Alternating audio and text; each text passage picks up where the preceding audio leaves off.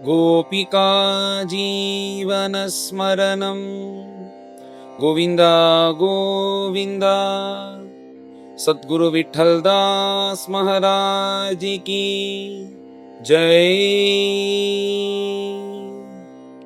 பரமஞானிகளா இருக்கக்கூடிய இந்த நவயோகிகள் அவா நிமி சக்கரவர்த்தி பண்ணக்கூடிய இந்த சத்திரயாகத்துக்கு நிமிக்கு அனுகிரகம் பண்ணணும்ன்றதுக்காக வந்தார்.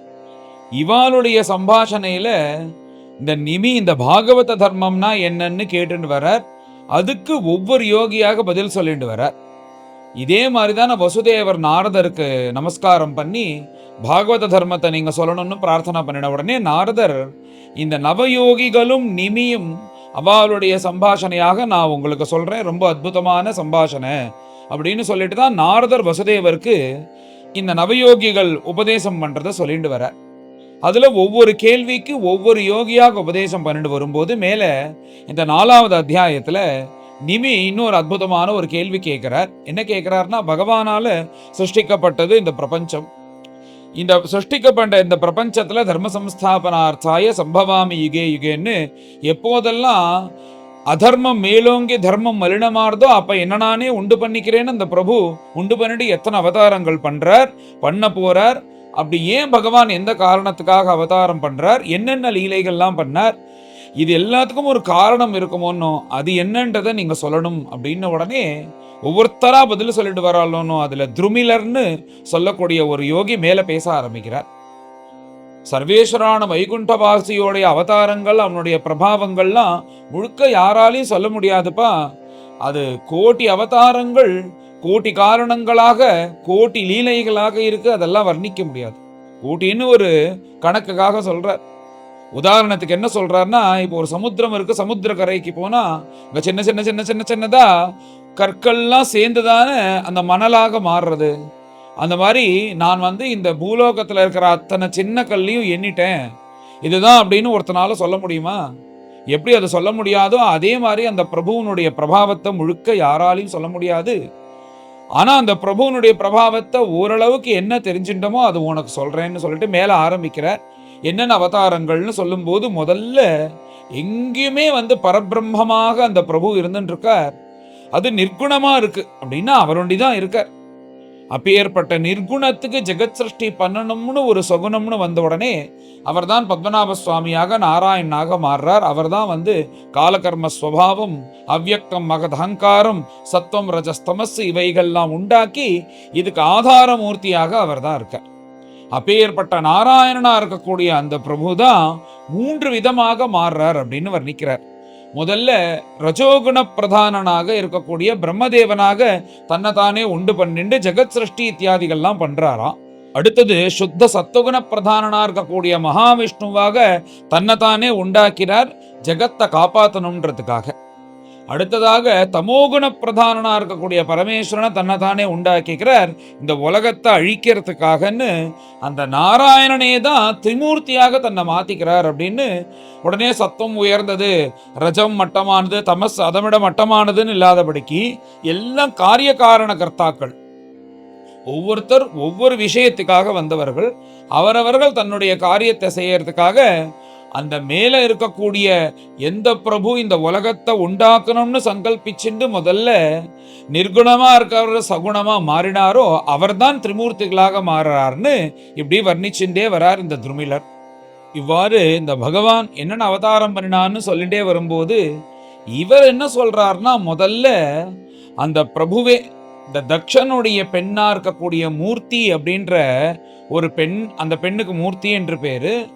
அந்த மூர்த்தி தர்மஹா அப்படின்ற ஒரு புருஷனை விவாகம் செய்து கொண்டார். அந்த தம்பதிகளுக்கு நரநாராயணன்னு பகவானே நரனாகவும் நாராயணாகவும் ஒரு ரிஷி போல பிறக்கிறார்கள்.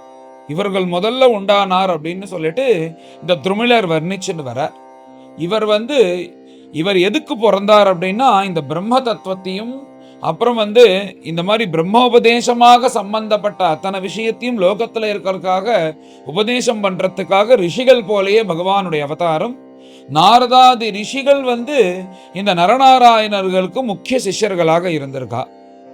இந்த நரநாராயணர்கள் அதி தேஜோவந்தமாக இப்படி எல்லோருக்கும் உபதேசம் பண்ணிட்டு சுத்துறதை பார்த்து இந்திரனுக்கு ஒரு துர்புத்தி தோன்றதான், இவா வந்து நம்ம சொர்க்கத்தையும் வந்து தன்னுடைய கண்ட்ரோல்ல எடுத்துட்டு நம்ம பதவியிலேருந்து நம்மள கீழே இறக்கிடுவாளோ அப்படின்னு இந்திரனுக்கு தோன்றதான். இந்த இந்திரனுக்கு யாரை பார்த்தாலும் பயம். ஏதோ ராஜ்ய பரிபாலனம் பண்ணிட்டு அப்படி வந்தார்கள்னா அவளை பார்த்து பயப்படுறதுல ஒரு நியாயம் இருக்கும். ஆனா இந்திரன் யாரை பார்த்தாலும் பயப்படுறான். அப்படி பயப்பட்டு என்ன பண்றான் அப்படின்னா, இவர்கள் தன்னுடைய இடத்தை எடுத்திருந்தா என்ன பண்றதுன்னு மன்மதனை கூப்பிட்டு நல்ல வாயுவை வீசிண்டு தன்கிட்ட இருக்கக்கூடிய சில அப்சரச ஸ்திரீகளை அனுப்பி இவ சித்தத்தை கெடுக்கணும்னு அனுப்புறான். அப்படி அவர்கள் வரார்கள். இப்படி மன்மதன் தன்னுடைய பானத்தை விடணும்னு பானத்தை பிரயோகம் பண்றான்.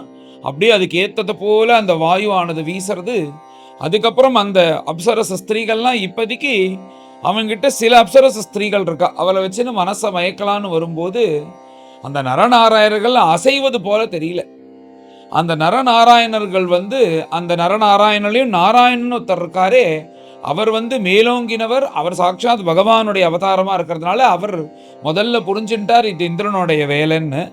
இப்ப இவ சுதாரிச்சுட்ட உடனே மன்மதன், வாயு, அப்புறம் அந்த அப்சரச ஸ்திரீகள்லாம் இந்திரனும் வந்திருக்கான். எல்லாரும் பயப்பட ஆரம்பிச்சுட்டா, மேலே சபிச்சுட்டான்னா என்ன பண்றது அப்படின்னு. உடனே நாராயணன்னு சொல்லக்கூடிய அந்த நரநாராயண ஒருத்தர் இருக்காரே, அவர் இந்த இந்திரன் இவ 3 பேர் எல்லாரையும் கூப்பிட்டு, நீங்க உங்க காரியத்தை பார்க்கிறீர்கள், உங்க மேல எனக்கு எந்த கோபமும் கிடையாது அப்படின்னு சொல்லிட்டு கோபிச்சிக்காதபடிக்கு எப்பயும் போல தன் நிலையிலேருந்து இறங்காம இருக்கலாம். அப்படி இருந்த உடனே இந்திரன், அந்த பகவானால் தான் இப்படி இருக்க முடியும், நீங்க வந்து இந்த மாதிரி சமயத்துல நாங்க எப்படி இருந்தான்னா யாரா இருந்தாலுமே எங்களை சபிச்சிருவா, ஆனா அப்படி இல்லாதபடிக்கு நீங்க வந்து உங்க காரியத்தை பார்க்கிறீர், இதனால தப்பு இல்லைன்னு சொன்னதுனாலேயே நீங்க மாயைக்கு அதீதமாக போயிட்டீர்கள். அந்த மாயை அதீதமா இருக்கக்கூடிய நீங்கள் சாட்சாத் பகவத் அவதாரம்னு நாங்க தெரிஞ்சுக்கொண்டோம். அப்படி பகவத் அவதாரமா இருக்கக்கூடிய நீங்கள் கோபப்பட்டாதான் ஆச்சரியம், கோபப்படலைன்னா எப்படி ஆச்சரியம்னு சொல்லிட்டு அந்த இந்திரன் மன்மதன் இவ எல்லாரும் அந்த நாராயணனை பார்த்து சந்தோஷப்பட்டு இப்படி அவரை கொண்டாடுறார்கள் அந்த நரநாராயணர்கிட்ட. அந்த நாராயண ரிஷியை பார்த்து மேல இந்திரன், பிரபோ நீங்க வந்து இப்ப சாதாரணமா இந்த மாதிரி நிலையில ஒரு ரிஷி இருந்தார்னா இந்த மாதிரி அப்சரசுகள் வந்து சுதாரிச்சுட்டான்னா கண்டிப்பா வந்து சபிச்சிருவா. அவ வந்து தன் கோபத்தை செலவழிச்சிருவா. அந்த கோபத்தை செலவழிக்க கூடாதுன்னு இந்திரன் சொல்றானா. ஏன்னா மனைவி மக்கள் எல்லோரையும் தியாகம் பண்ணி தன் கூடையே 6 சத்துருக்கள் இருக்கே, இந்திரியங்கள் மனசு, இது எல்லாத்தையும் ஜெயிச்சு யமநியம ஆசன பிராணாயாம பிரத்யாகார தாரண தியானம் சமாதின்னு அஷ்டாங்க யோகத்துல சமாதி ஸ்திதியில பகவானை பார்த்துட்டு இருக்கும்போது அந்த சமயத்துல இந்த மாதிரி அப்சர ஸ்திரீகள் வந்தான்னா கெடுக்கிறதுக்கு வரியா அப்படின்னு கோபிச்சுட்டு என்ன பண்றான்னா தன்னுடைய தபஸை முழுக்க இழந்தது போல அவ இழந்துடுறார்கள் சபிச்சதுனால. ஆனா நீங்கள் இந்த சமயத்துல எங்களை சபிக்காதபடிக்கு இப்படி வந்து நீங்க உங்க காரியத்தை பார்க்கிறீர்கள், இதனால தப்பு இல்லைன்னு சொன்னேலே, அதுலேருந்தே நீங்க வந்து பகவானுடைய அம்சம்னு தெரியறது, மாயைக்கு நீங்க அப்பாற்பட்டவர்கள்னு தெரியறதுன்னு இப்படி ஸ்தோத்திரம் பண்ணிட்டே இருக்கும்போது அந்த நாராயண ரிஷி இதெல்லாம் எம்மாத்திரம்னு சொல்லிட்டு தன்கிட்ட வந்து அப்சரச ஸ்திரீகளுக்கு சமமா இருக்கக்கூடிய சில ஸ்திரீகள் பணிவிடை பண்ணிட்டு இருக்காலாம் அந்த நாராயண மகரிஷி கிட்ட.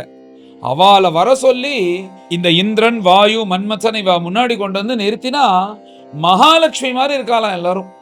அப்பதான் இந்திரனுக்கு தோன்றதா, நாம அழிச்சுன்னு வந்த அப்சரச வச்சுன்னா இவரை மயக்கணும்னு பார்த்தா அவர் எப்படி மயங்குவார், இதை விட பல மடங்கு காந்தியோடையும் அழகோடையும் இருக்கக்கூடிய ஸ்திரீகள் அவருக்கு பணிவிடை பண்ணிட்டு அங்க இருக்கா. அப்பேற்பட்ட ஸ்திரீகள் காமிச்ச உடனே இந்திரனும் அந்த ஸ்திரீகளை பார்த்து மோகிச்சு போறானா, இந்த மாதிரி உள்ளவா நம்ம கிட்ட இல்லையே அப்படின்னு. உடனே அந்த நாராயணர் சொல்றானா, இந்திரா இவளை பார்த்து நீ ஆசைப்படுற அத்தனை பேரும் உனக்கு கொடுக்க முடியாது, எல்லோரும் காரணத்துக்காக இருக்கா, யாரையாவது ஒருத்தர வேணா நீ உன் சொர்க்கத்துக்கு அழிச்சுன்னு போகலாம் அப்படின்னு. உடனே அப்பதான் இந்திரன் மகாலட்சுமி மாதிரி அவ்வளோ அழகா இருக்கக்கூடிய ஊர்வசியை பார்த்து இந்த ஊர்வசியை நான் அழிச்சுன்னு போறேன் அப்படின்னு சொல்லிட்டு அந்த ஊர்வசியை தன் சொர்க்கத்துக்கு அழிச்சுன்னு வராராம். இந்த நாராயணன் சபையில பணிவிடை செஞ்சுட்டு இருக்கக்கூடிய ஒருவலாம் அந்த ஊர்வசியானவர். அந்த ஊர்வசியை சொர்க்கத்தில் வச்சுட்டு இருக்கும்போது ஊர்வசி வந்து இந்திரனுக்கு சந்தோஷத்தை கொடுத்துட்டு அங்க நாட்டியெல்லாம் ஆடிண்டு அப்பப்போது இந்த நாராயணனுடைய மகிமையும் சொல்றா. இந்திரனும் வந்து அதை கேட்டு சந்தோஷப்படுறான்னு இந்த கதையை சொல்றார் இந்த நரநாராயணனும் முக்கியமாக இவர் சொல்றார் இந்த துர்மிலர். இப்படி இந்த கதையை சொல்லி அடுத்தது இந்த பிரபுதான் பிரம்மோபதேசம் பண்றதுக்காக இந்த நரநாராயணர்கள் ரூபத்திலையும் வரார். அது வந்து பெரிய லெவல்ல உபதேசம் பண்றதாம். மனுஷர்களுக்கு உபதேசம் பண்றதுக்காக தான் அதே பிரபுவே தத்தாத்திரேயராக வரார், சனத்குமாரராக வரார். எங்கப்பா ரிஷபராக அந்த பிரபு பிறந்தார்னு நவயோகிகள் தானே இதை உபதேசம் பண்றான் நிமிக்கு. அதே பிரபுதான் ரிஷபராக, எங்க அப்பா பகவானுடைய அவதாரம் ரிஷபராக பிறந்தார் அப்படின்னு இந்த பெருமைகள்லாம் சொல்லி, அப்பேற்பட்ட பிரபு தான் வேதத்தை மீட்டெடுக்கணும் அப்படின்றதுக்காக மது என்ற அசுரன் இந்த வேதத்தை திருடின்னு போகும்போது அவனை சம்ஹாரம் பண்ணி ஹயக்ரீவ மூர்த்தியா இந்த வேதத்தை உத்தாரணம் பண்ணினார்னு, இந்த என்னென்ன பகவான் அவதாரம் பண்ணினார், எதுக்காக பண்ணினார் தானே அவர் கேட்டார். அந்த கேள்விக்கு பதில் சொல்லிட்டே வர அடுத்ததாக ஆதி அவதாரமா இருக்கக்கூடிய மத்ஸ்யாவதாரத்தினுடைய பெருமை. இந்த கல்பத்துக்கு முன்னாடி நைமித்திக பிரளயம் போது இந்த உலகமே அழியிற சமயத்துல மேல சில லோகங்கள் மாத்திரம்தான் இருக்கு. பிரம்மதேவரே தூங்குறார்.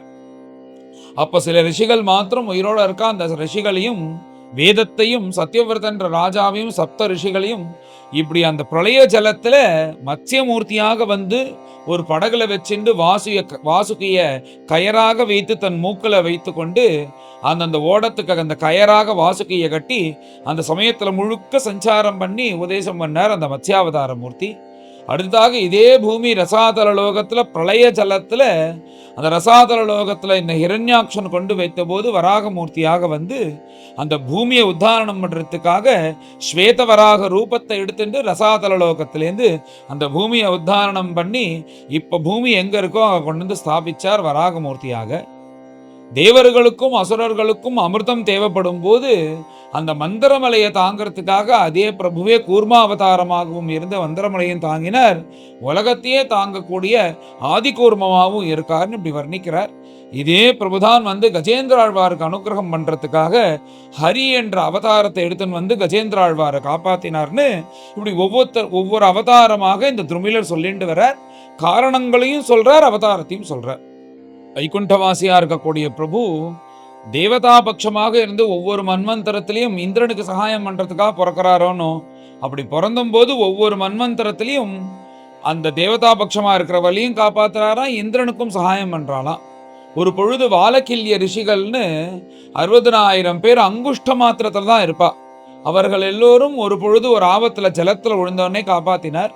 அப்புறம் விருத்ராசுரன் வந்தபோது அந்த விருத்ரன் கிட்டேந்து இந்திரனையும் காப்பாத்தினார், பிரம்மகத்திலேருந்து காப்பாத்தினார்.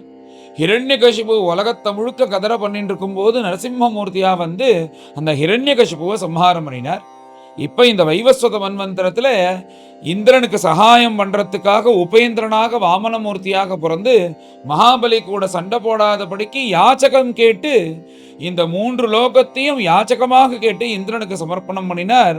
அப்பேற்பட்ட பக்தாபிமானின்னு ஒவ்வொரு அவதாரமா சொல்லிட்டு வர அடுத்ததாக இந்த பிரபு பிராமண குலத்துல பரசுராமராக அவதாரம் பண்ண போறார். அப்படி பிறந்து எந்த க்ஷத்திரியனெல்லாம் தப்பு பண்றானோ அந்த க்ஷத்திரியனை தலையை அறுத்து அதனாலேயே குருக்ஷேத்திரத்துல ஒரு சரஸை ஏற்படுத்தி அதுல யாரெல்லாம் ஸ்நானம் பண்றார்களோ அவர்களுக்கு சர்வ பாப்பம் போகும் அப்படின்றது போல அதர்மிஷ்டனா இருக்கக்கூடிய அத்தனை க்ஷத்திரியர்களையும் இந்த பரசுராமர் சம்ஹாரம் பண்ண போறார். பரசுராமராக பகவான் அவதாரம் பண்ணி சம்ஹாரம் பண்ண போறார்னு வரக்கூடிய அவதாரத்தை எல்லாத்தையும் இவ சொல்லிட்டு வரா. அதே பகவான் தான் அடுத்ததாக ராமச்சந்திரமூர்த்தியாக பிறந்து சேதுபந்தனம் பண்ணி அந்த மகாபாபியா இருக்கக்கூடிய ராவணன் அப்புறம் அத்தனை ராட்சசர்களையும் நிர்மூலமாக சம்ஹாரம் பண்ணி தேவியை காப்பாத்தி அயோத்தியில இருந்து கொண்டு பட்டாபிஷிக்தனாக அந்த பிரபு இருக்காரே, அப்பேற்பட்ட சீதாபதியாக வரப்போறார்னு ராமாவதாரத்தினுடைய பெருமையை சொல்லி ராமாவதாரம் இதுக்காக வந்ததுன்னு சொன்னார்.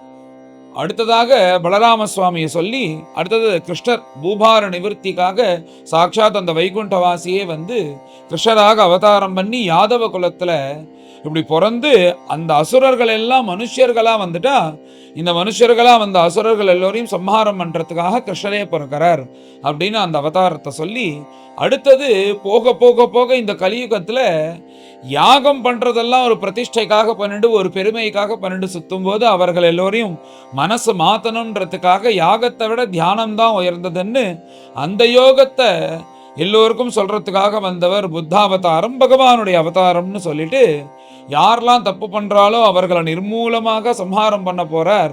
அதே பகவான் கல்கி அவதாரம் எடுத்துன்னு இத்தனை அவதாரத்தையும் ஆரம்பத்திலேருந்து பகவான் என்னென்ன அவதாரம் பண்ணினாருன்னு இந்த துருமிலர் இருக்காரு அவர் இந்த நிமி கேட்டதுனால இத்தனை அவதாரங்களும் என்னென்ன காரணத்துக்காக பண்ணினார்னு ரொம்ப சுருக்கமாக அவருக்கு புரிவது போல சொன்னார். நிமியும் அதை கேட்டு பரம சந்தோஷப்படுறார். இந்த பகவத் அவதாரங்கள் பகவான் ஏன் பிறந்தார் அப்படின்றதெல்லாம் இந்த துருமிலர் நிமிக்கு சொல்றார். இந்த துருமிலர் நிமிக்கு சொல்வது போல வசுதேவருக்கு நாரதர் சொல்றார். வசுதேவர் நாரத சம்வாதமாக பிரம்மனிஷ்டால் பரீட்சித்துக்கு இத்தனை அவதாரங்களையும் சொல்றார். இந்த அத்தியாயத்துல பகவானுடைய அவதாரங்கள் முழுக்க வர்ணிக்கப்பட்டது. மேலும் எல்லோரும் கலந்து இந்த அத்தியாயத்தை பாராயணம் பண்ணுவோம். அச்ச சதுர்த்தோத்யாயः ராஜோவாச்ச யானி யானீஹ கர்மாணி யைர்யைஹ ஸ்வச்சந்த ஜன்மபிஹ சக்ரே கரோதி கர்த்தா வா ஹரிஸ்தானி ப்ருவந்து நஹ. துருமிள உவாச்ச யோ வா அனந்தஸ்ய குணானனந்தான் அனுக்ரமிஷ்யன் ச து பாலபுத்திः ரஜாம்சி பூமேः கணயேத் கதஞ்சித் காலேன நைவாகில சக்திதாம்னः பூதைர்யதா பஞ்சபிராத்மஸ்ருஷ்டைः புரம் விராஜம் விரச்சய்ய தஸ்மின் ஸ்வாம்சேன விஷ்ணः புருஷாபிதானம் அவாபநாராயண ஆதிதேவः. யத்காய ஏஷ புவனத்ரயசன்னிவேஷோ யஸ்யேந்திரியைः தனுப்ருதாம் உபயேந்திரியாணி ஞானம் ஸ்வதः ஸ்வசனதோ பலமோஜயீகாः சத்வாதிபிः ஸ்திதிலயோத்பவ ஆதிகர்த்தா. ஆதௌ அபூத் சதத்ருதி ரஜசாஸ்ய சர்గే விஷ்ணுஸ்திதௌ க்ரதுபதிः த்விஜதர்மசேதுः ருத்ரோபி அயாயதமசா புருஷஸ்ஸ ஆத்யः இத்யுத்பவஸ்திதிலயாः சததம் பிரஜாசு.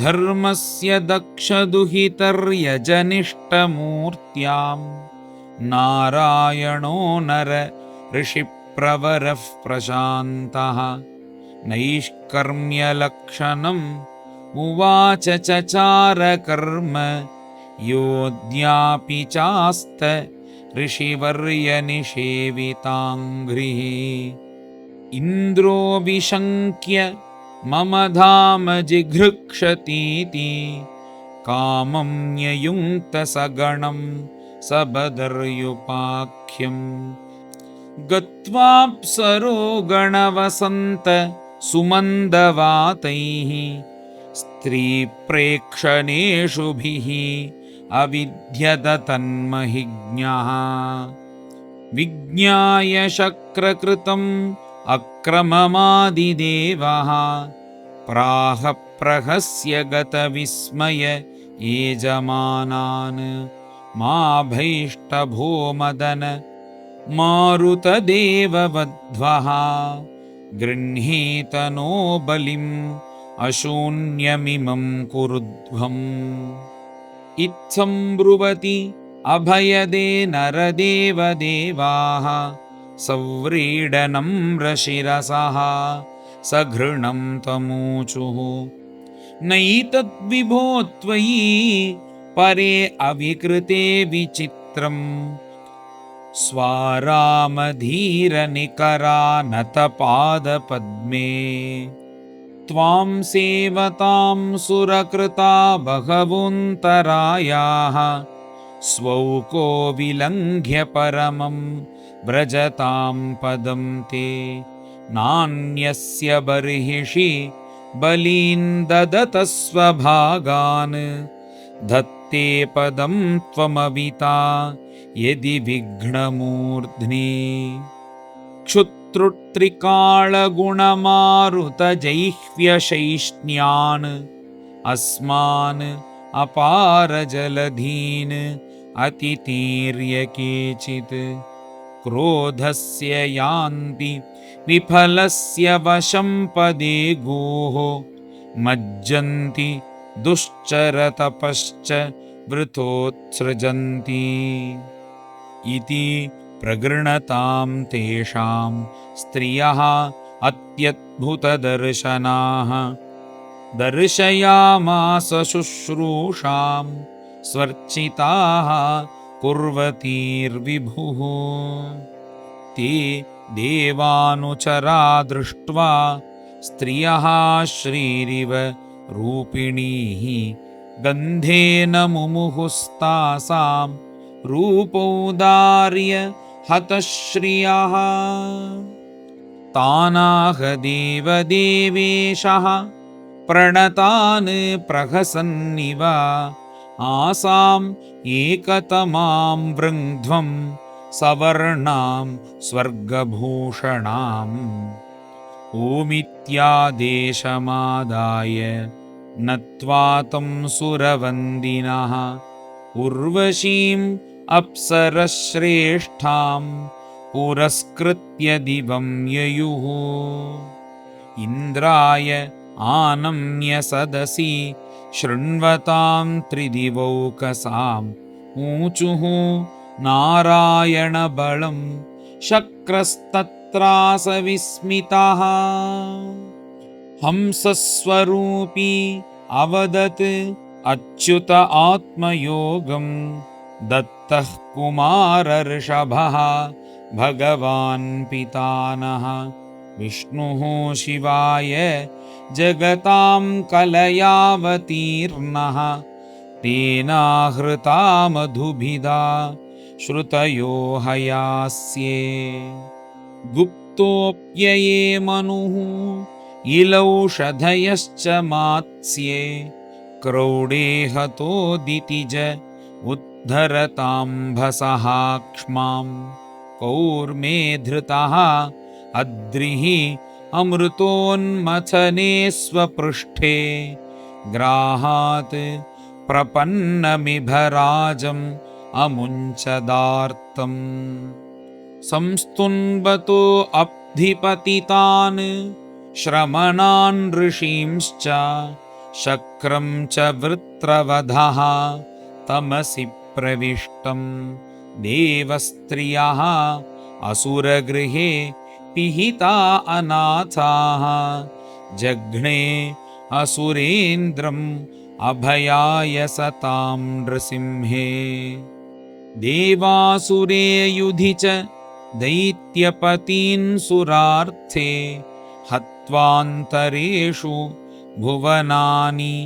अदधात् कलाभिः भूत्वाथ वामन इमाम् अहरद्बलेः क्ष्मां याञ्चाच्छलेन समतात् अदितेः सुतेभ्यः निःक्षत्रियामकृतगां च त्रिसप्तकृत्वो रामस्तु हैहय कुलाप्यय भार्गवाग्निः सोऽब्धिं बबन्धा दशवक्त्रमहंसलङ्कं सीतापतिः जयति लोकम् अलघ्नकीर्तिः भूमेर्भरावतरणाय यदुष्वजन्मा जातः करिष्यति सुरैरपि दुष्कराणि वादैर्विमोहयति